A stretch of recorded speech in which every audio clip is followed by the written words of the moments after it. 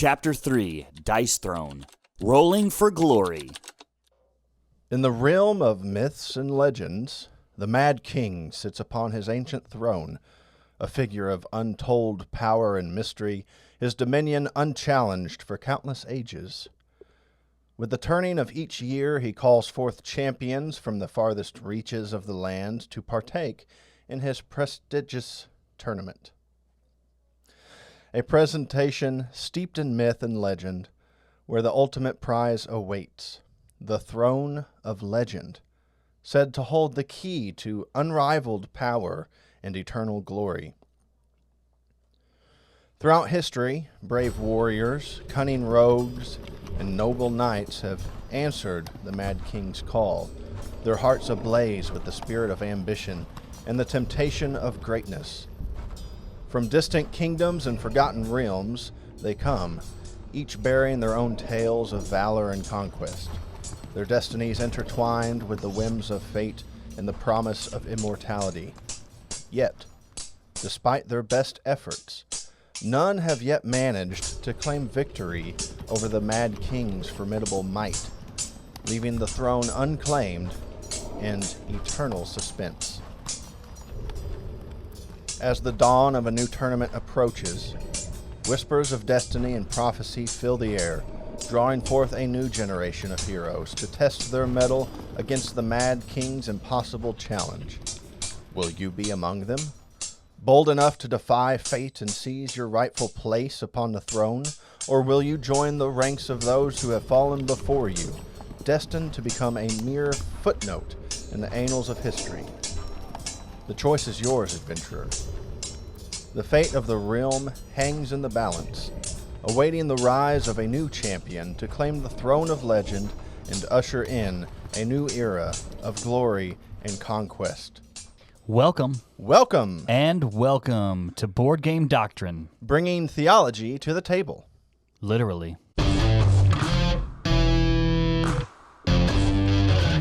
All right, guys. Well, it is good to have you all with us again, listening, watching. And today, we are talking about the game Dice Throne. Dice Throne is a gigantic game, literally huge boxes. Okay, they look like books. I thought that was kind of cool. It's 1 to 6 players. I don't know the technical age on it, but it's fairly complex. Although my 9-year-old can play it, so at least 9 years old, I'd say. Made by Roxley Games. 14 plus is what it's 14 saying. plus is what it says. So. Yeah, and that's for Dice Throne Adventures. Dice Throne is a little bit different than that, but made by Roxley Games. This is for actually 8 plus over here. Roughly takes 30 minutes to play. 2 to 5 players, I think I mentioned that. But a super fun game. It can get as complex as you make it, or as simple as you make it. So we're going to talk about theological connections and give you guys some reviews and how to plays. And so let's jump straight into our theological discussion here. The main thematic concept, as you might have been able to tell from the story at the beginning, strategic combat is really the main thematic thing. Trying to fight your way to victory to gain this throne that the Mad King now sits upon. You're trying to take his place. So he holds competitions, and whoever wins the throne, and none have won yet. Yet. The mechanical concept is pretty simple. It's dice and decks, okay? So you're rolling dice, and you have a deck that you play from. Yeah, and those cards it's a dice game, so there's a bit of randomness there, but those cards help to take out a little bit of the random. Yeah, it gives you that strategy. Mm-hmm. That strategy. Okay, so how do these concepts? How does this game tie in with our Christian faith? Several positive things, some negative things. So let's get right into it. The first thing is strategy and decision making. Like Brad mentioned, there's some cards. You got some strategy. You got to. Each card costs a thing. You got some decisions you got to make. Which skills do you use? Every time you roll, you have decisions of what dice you're going to keep. What powers you're going to use. So there's some strategy and decision making that you can sharpen with this game. Creativity and imagination. This game is it's even though it's themed, it's sort of themed. I was gonna say fantasy themed, like paladins and rogues and stuff. But there's also other things like pirates and ninjas, gunslingers. Yeah. So there's even an artificer, artificer, however you want to pronounce it. Yeah. It's really a broad thing. So creativity, how you play it, is a big part of it. Some negative stuff is randomness and chance. Again, with the dice, it's a little random. There's some chance involved. We'll discuss how that sort of ties in with our faith here in a minute. And then conflict and competition. The main point of the game is to take down those who are against you. Yep. So a big competitive theme, a big competition theme, because you're, again, trying to get that throne above everyone else, and you're taking them down to win this game. So could be a bad thing depending on the person. So let's talk about some biblical references for these aspects of the game. First one, strategy and decision making. Proverbs 16:3 says, "Commit to the Lord whatever you do, and He will establish your plans." And then Proverbs 24:6 says, "Surely you need guidance to wage war, and victory is won through many advisors." So again, this is when we are making strategy and when we are making decisions.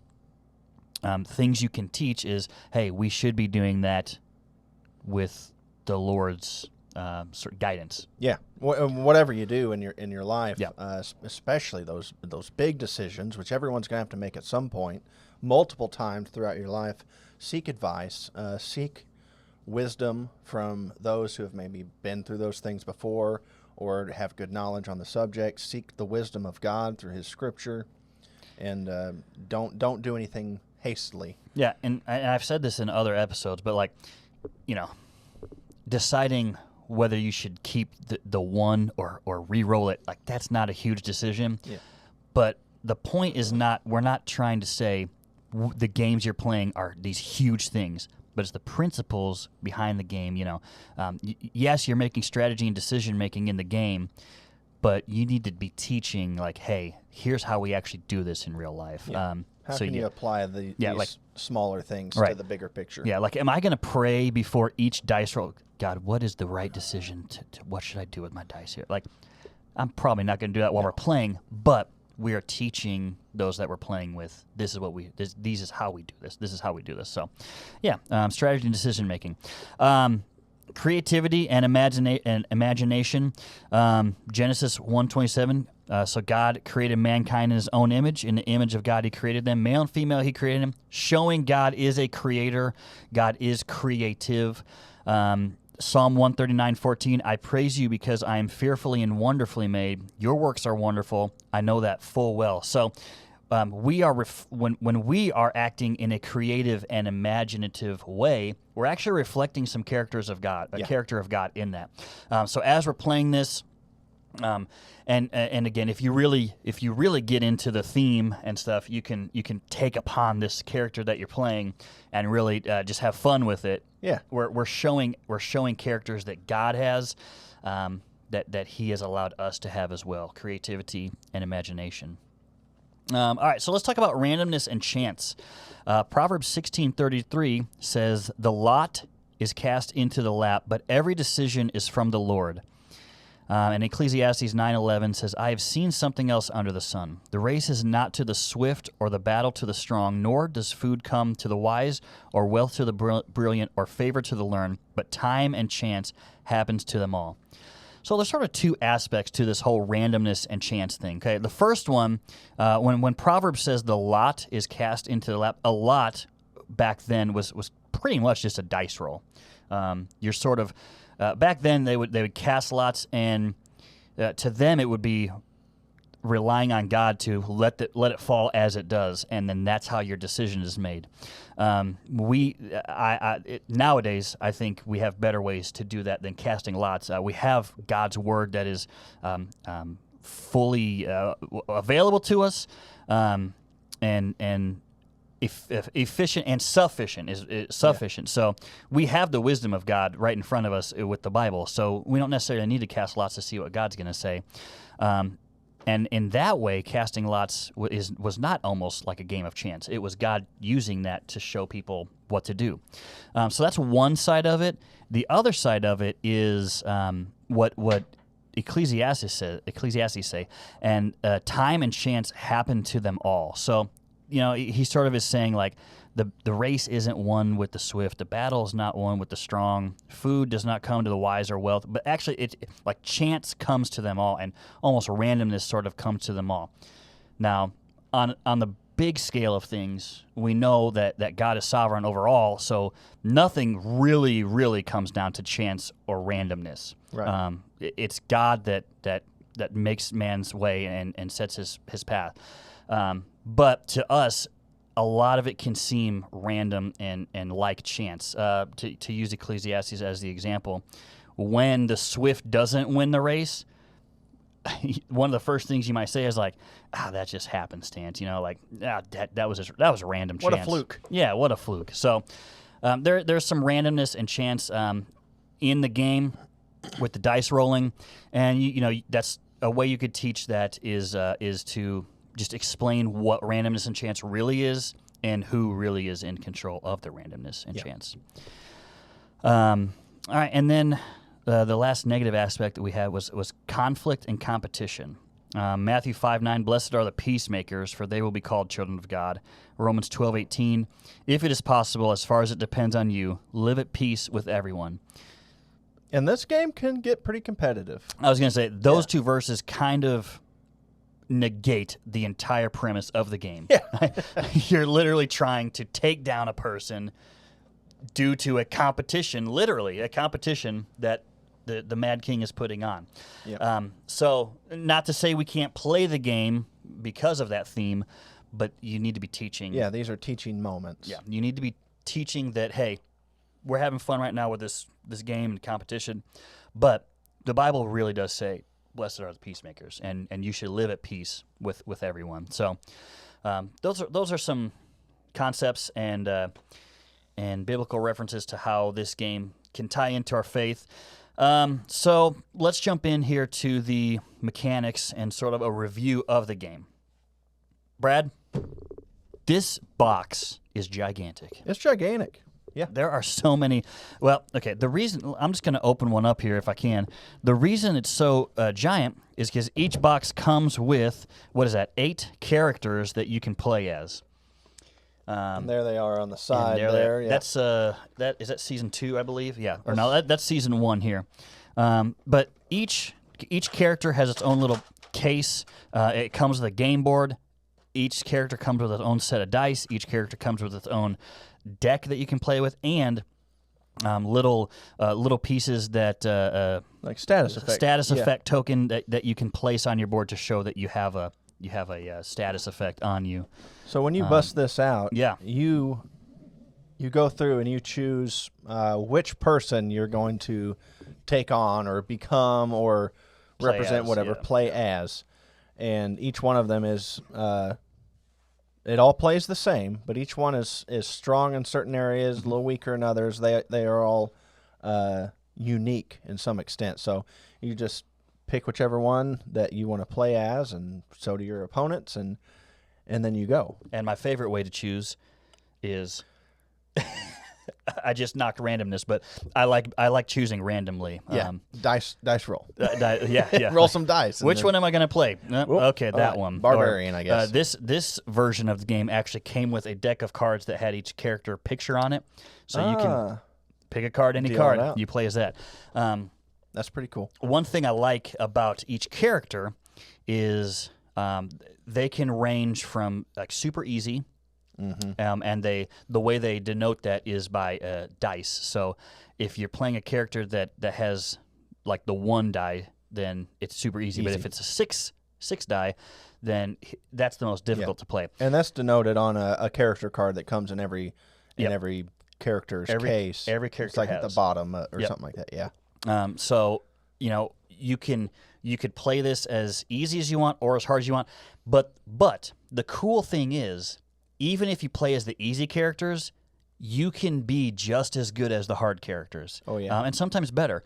The Barbarian in Season 1 is a 1 super easy to play character, but I have played as like the Artificer or the Treant, and those are 6 characters, 6 rating, so the hardest, and actually been defeated by the Barbarian. Yeah. So even within difficulty levels, it's still balanced enough that you can still win even with a 1 difficulty 1 character. And I will say too that there have been very, very few games I've played of this where it's just a blowout and like someone just wipes the floor with everybody or dies super quick. Yep. I have seen it, but that's not the norm. And it's pretty balanced between all of them. And when you're playing with multiple people, if it's like a free for all, unless you pick on someone unless every single person picks on this one person, they're not going to die super quick. No. And a lot of times when we're playing free for alls, we'll just roll a dice to see who we're attacking. Attacking. It's dice throw. Yeah, I have 3 tactics. I either roll a dice to see who I'm attacking. Whoever has the most health is who I attack. Or I just start here and I just go around. Work around. Yeah. So almost unbiased. Like, oh, they just attacked you last round? Sorry, you're next on my list. So you can also play this game as a team, 2v2, whatever. It says that it's 2 to 5 players, but we have actually played it with, one time I think we played it with 8 people. And it's surprisingly was still decently balanced. Playing even with 8 people. I think one time we did 4v4. Yeah. We did like guys versus girls. And even though there's a lot, especially in those team games, the way that we play is one team takes their turn all at once. Yeah. So it doesn't slow the game down a whole lot. Yeah. Everyone's going at the same time, and so there's a lot of fun ways to play this one. Yeah, yeah. So just to kind of get in how we play, you have a deck of cards. A lot of them are sort of generic, like change the side or change the face of one die so you can turn a die or make 2 of your dice 6s or something like that. Or draw a card. Or draw a card. Gain CP, which is sort of the currency of the game. Yeah, it's how you pay for cards. Combat points is what it's called. Yep. So a lot of generic cards. Some of them are specific to your character, though. On your game board, you have different abilities that you can do, and some cards upgrade those abilities. So that's the deck. You also have the dice. So if you like Yahtzee, you will like this game because you roll 5 dice, and you get 3 chances to roll. So you roll your 5, you pick what you want, and then you pick up however many dice you want to re-roll, do it again, and again. Exactly like Yahtzee. In fact, most of the characters, if not all of them, have a small straight and a large straight as one of the abilities you can do. Yeah, and the ultimate ability for each character is all 6s. Is a Yahtzee. Which is basically Yahtzee. Yep. Yeah. So the ultimate ability that you can do is a Yahtzee. Large straight, small straight. Yeah, and then that's how you activate these abilities for your character. Character typically has 7 different abilities, 8 counting the ultimate, and then most of them have a defense as well. Defense, yep. You'll roll your dice, and the dice that you're rolling have numbers and like pictures. a typical die, but also have symbols, and each one is specific for the character that you're rolling. Yeah, they have different emblems. Yeah, so like the most basic attack or ability that almost every character has is you roll the same picture, but that picture appears on the 1 side, the 2 side, and the 3 side. Yeah, so you have most more common. likely of a chance to roll that picture. And then, if you only have 3 of those pictures and the rest of your die are useless at that point, you hit for 4 points. But if you have 4 of those pictures, you hit for 5. If you hit whatever. Yeah, it just ticks up. Yeah.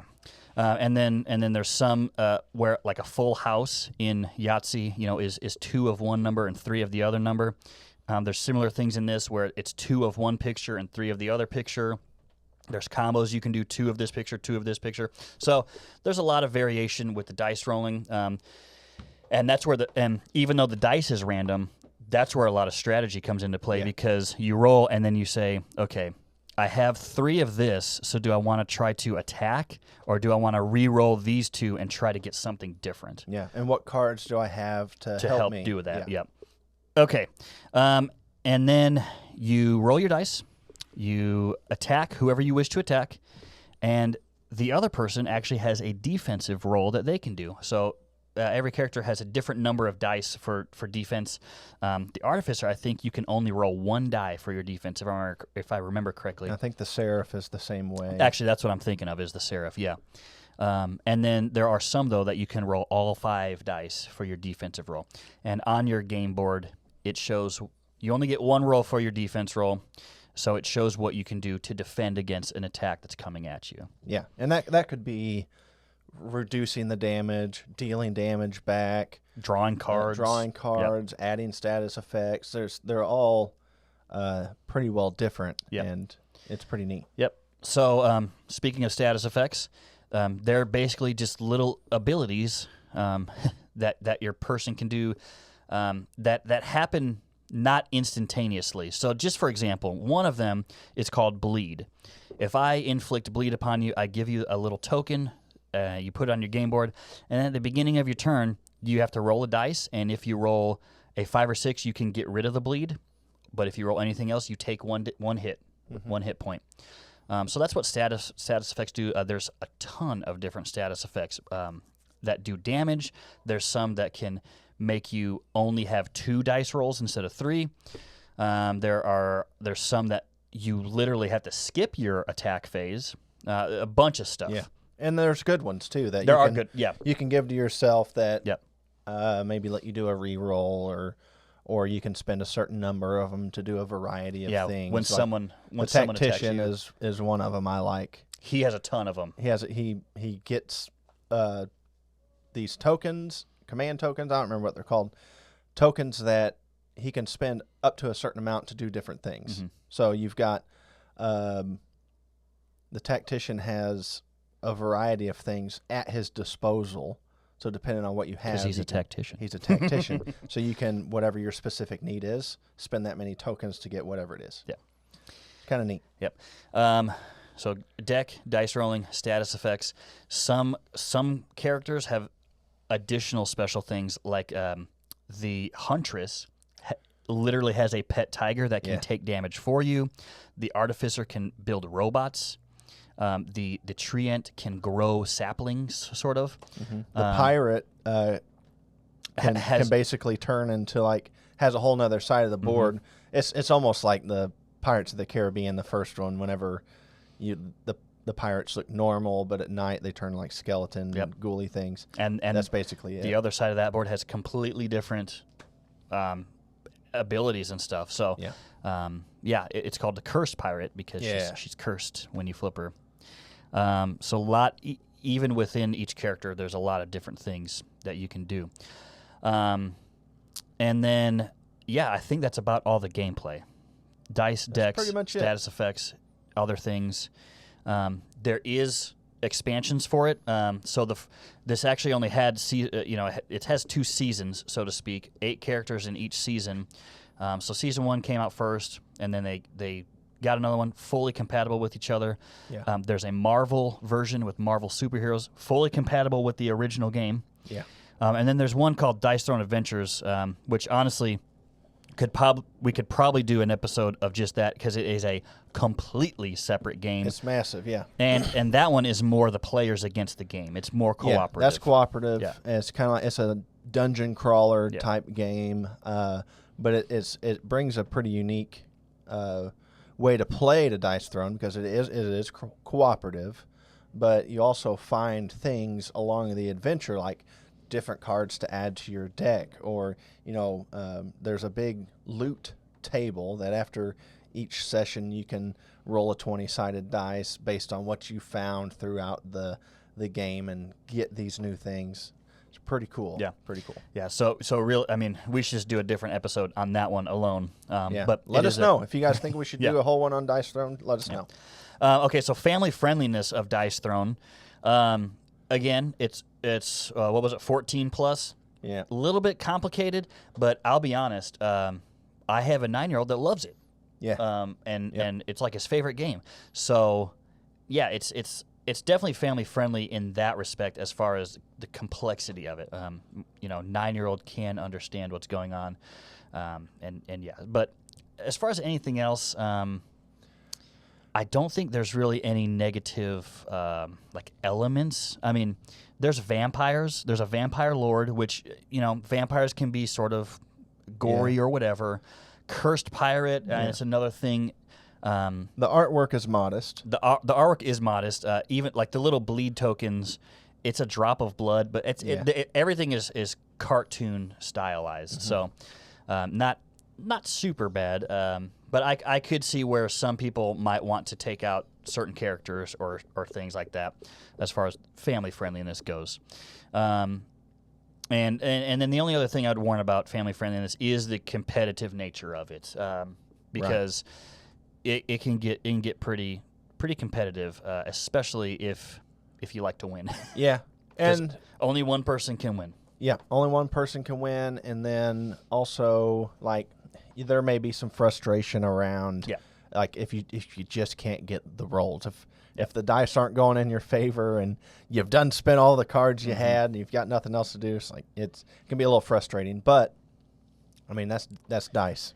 Yeah, and that's a teachable moment anyway. Yeah. Like we'd mentioned before. Yep. All right, so let's share some questions and some prompts that you guys can use as you're playing that relate to this game and the biblical aspects we talked about earlier. So first one is strategy and decision making. One question you could ask: how does strategic planning required in Dice Throne reflect the importance of seeking God's guidance and wisdom in our decision making process? That is a great question, because again, Proverbs 16 says, "Commit to the Lord whatever you do, and He will establish your plans." So, like I said, you may not be like praying before you roll or draw to figure out what God would have you do there, but it's good to know, like, okay, when I do have a decision, I'm going to go to God, seek God in that decision-making process. Can you think of a biblical character who faced difficult decisions and had to rely on God for wisdom and guidance? How can their example inspire us to approach strategic decision-making in games like Dice Throne with similar reliance on God's wisdom? So again, I like these kind of questions because you're literally asking the people you're playing with to really go back to Scripture and find, hey, what characters had a difficult decision and had to rely on God? Brad's over here. He has James 1 pulled up. What do you have there, Brad? I got James 1:5 here, and it says, "If any of you lacks wisdom, let him ask of God, who gives to all liberally and without reproach, and it will be given to him." Okay, so again, asking God for wisdom. Ecclesiastes has a lot of wisdom stuff. Proverbs obviously has a lot of wisdom stuff. So again, we're anytime you can draw the people you're playing with back to Scripture, I think is a good thing. In what ways does the strategic thinking encouraged in Dice Throne help us develop virtues such as patience, discernment, and perseverance, which are valued in the Bible? I've never really thought about strategic thinking does sort of grow your patience and discernment and perseverance, because you have to take the time to be strategic. That in time requires patience, discernment, perseverance, all that good stuff. and you pray for wisdom and things like that. You don't always get an answer right away. And that builds patience for sure. And of course we're going to go to God for our decision making and things like that. But there's also the whole like going to another wise person.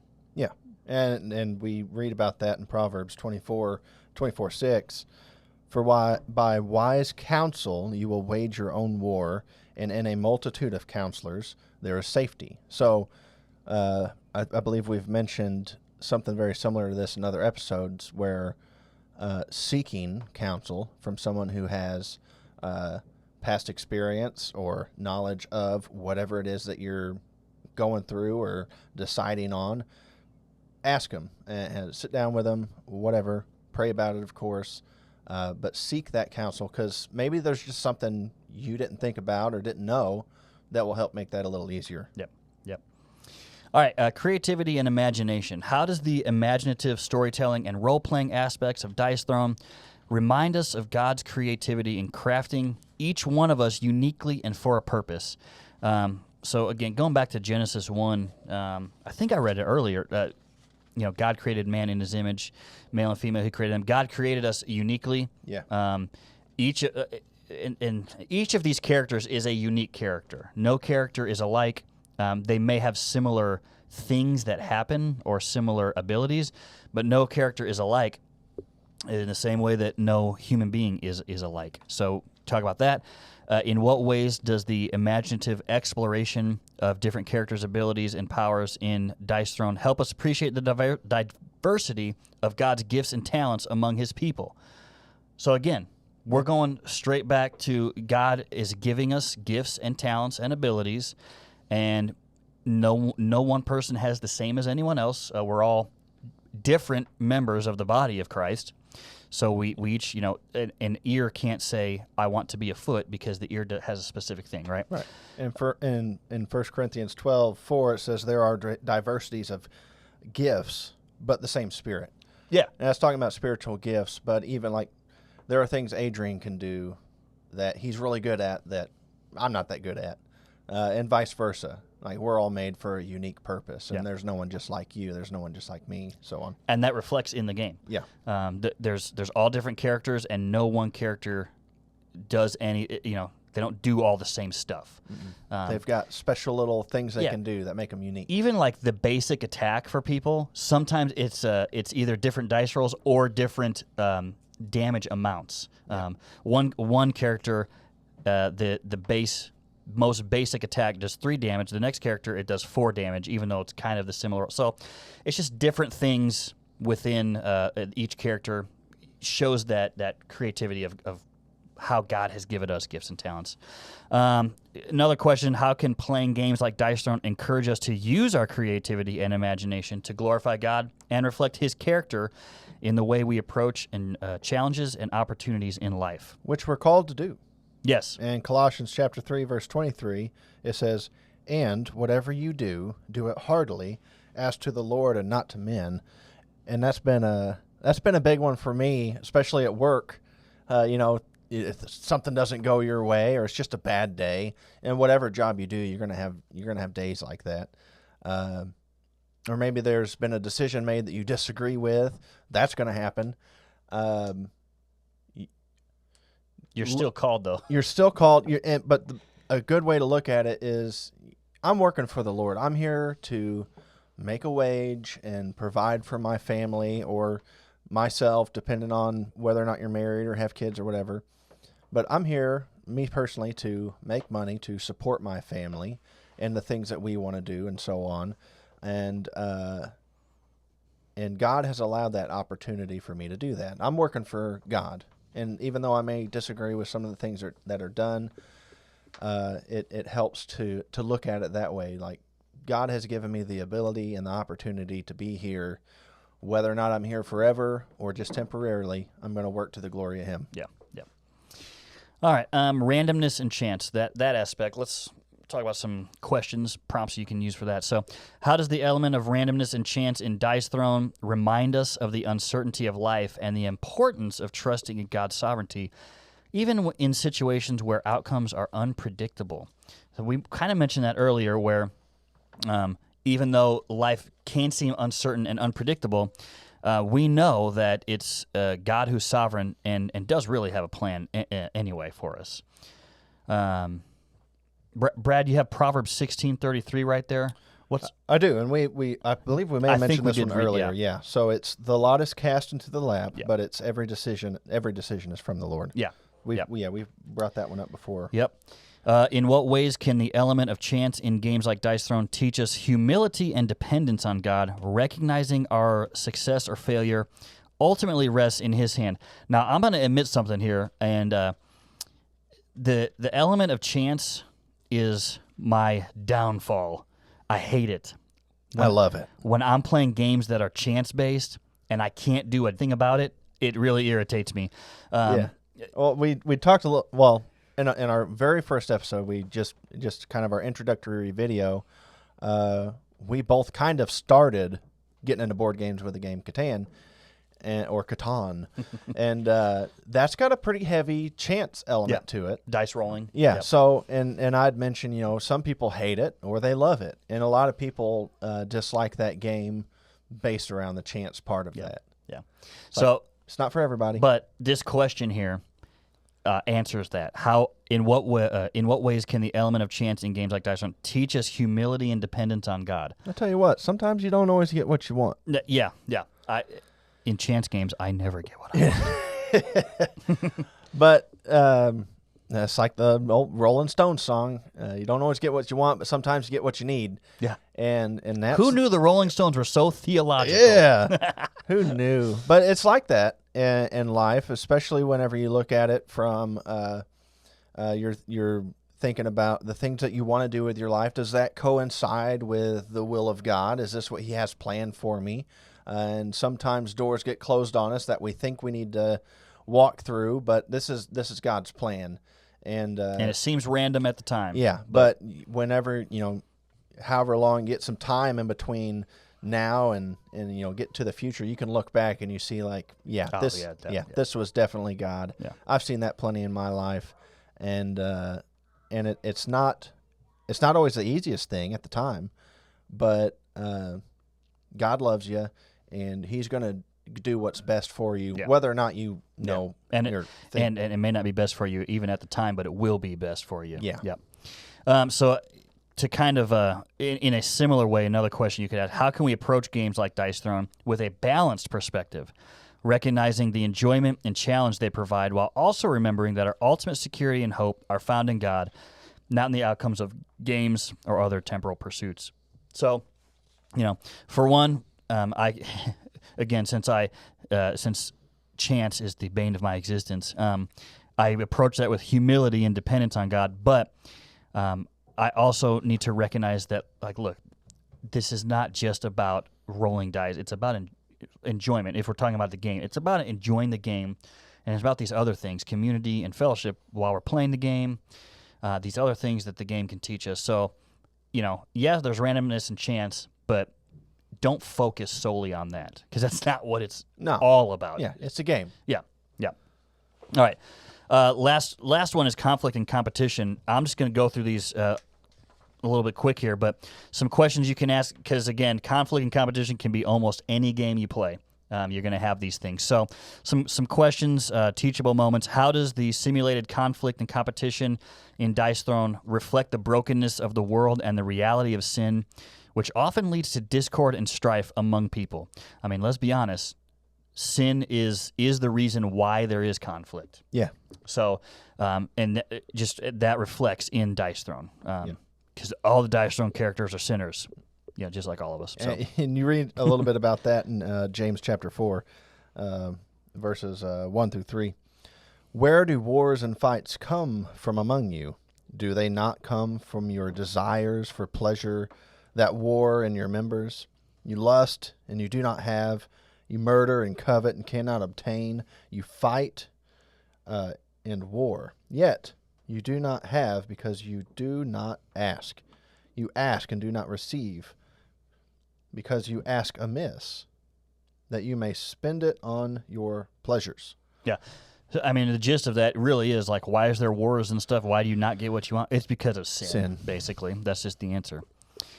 Can you think of a biblical passage or teachings that emphasize the importance of peace, reconciliation, and building harmonious relationship with others? And how do we apply these principles, even in the context of competitive games like Dice Throne? So I think I'm reminded again of Blessed Are the Peacemakers, which is probably where you just turned to, isn't it? Yes, sir. Yeah. So I mean that's one way we can look at peace. In what ways can playing games like Dice Throne provide opportunities to practice virtues such as patience, humility, and grace, even in the midst of conflict or competition? So even within the game, there are still these opportunities to display patience and humility and grace, even within the competition. Yeah, especially if there is an occasion where you're just whooping on somebody, maybe you take an action on your character that doesn't do direct damage, but maybe gives you something. Yeah. Show them a little bit of that mercy. Yeah. And make it to where it's enjoyable for them too. And I would say in competition, there's an even greater opportunity to show those things. Yeah. So whereas if you're playing even a cooperative game, like you can show grace and mercy and patience, but when you're competing against someone, I think it's easier to show those things to that person. And it's more of a stark difference. More impactful. Yeah. How can we approach games like Dice Throne with a focus on fostering positive relationships, sportsmanship, and mutual respect, recognizing that our interactions with others are an opportunity to reflect the love and character of Christ? Yeah. So Dice Throne is a game about war, fighting, battle. In Romans 12, chapter 12, verse 18, it says, "If it is possible, as much as depends on you, live peaceably with all men." Yeah. So you can discuss, the turmoil of this universe that has been created and the battles that they're going through. Maybe you can explain to your friends or your family or kids, whatever, that living that peaceable kind of life is going to be best. Yep. Best for everybody. Yep. Not just for you. Best for them as well. Yeah. Okay, so that's Dice Throne, thematic, mechanical, how it shows theologically, what we can learn from it, what you can teach from it. So we want to know from you guys, have you guys played Dice Throne? Do you like it, not like it? Again, it's one. Yeah, and if you have, and you do like it, what do you like about it? If you don't like it, what don't you like about it? For me, it's that randomness and chance that, oh man, some of those, I can never roll an ultimate, dude. Never. I never get all 6. Literally the other day, short story, real quick. My son rolls like 2 6s maybe, and he goes, "I'm going insane mode." Grabs the other 4, rolls them, gets 2 more 6s, and then I'm like, okay, in my head, I'm like, you got to stop. Just play the thing that you can play. But he's like, "I'm going insane mode," and I'm not kidding. Rolls 2 more 6s, does his ultimate on me. That's a randomness and chance I'm talking about. That happens. It happens. So you guys like it, don't like it. How are you going to be teaching the people you play with values, Christian values from this game? Yeah, let us know if we missed something. Yep. Comment on the video or wherever you're listening. Find us on social media. We'd love to chat with you. And Brad, next episode, it's going to be a fun one. Is it really? It's going to be a chaotic one. No way. It's going to be so chaotic. What is it? It is a game called Telestrations. Chaos! Chaos ensues. Telestrations is a great fun game. I hope you guys will come back and listen to it because there's so much fun and learning to be had within the game Telestrations. So, Brad, how you feeling about Dice Throne? You know what? It's a solid game for me. Yeah. I'm a big dice rolling fan. Any game where I can roll dice, I'm digging it. I like the randomness because, some games, like the strategy games, you would probably whoop on me. I'm not that great at strategy, and I just like there's not a lot of skill. I mean, there's skill involved in pretty most of the games that you play when you're rolling dice, but especially in choosing what to keep and what not to keep. But I feel like it just keeps things fresh. No matter how good you are, there's going to be times where you're on fire. There's going to be times when you're in a rut. But it makes each time you play the game kind of fresh. It's different. Yep. All right. Well, thank you guys for listening, tuning in, wherever you're watching or listening, and we'll see you next time.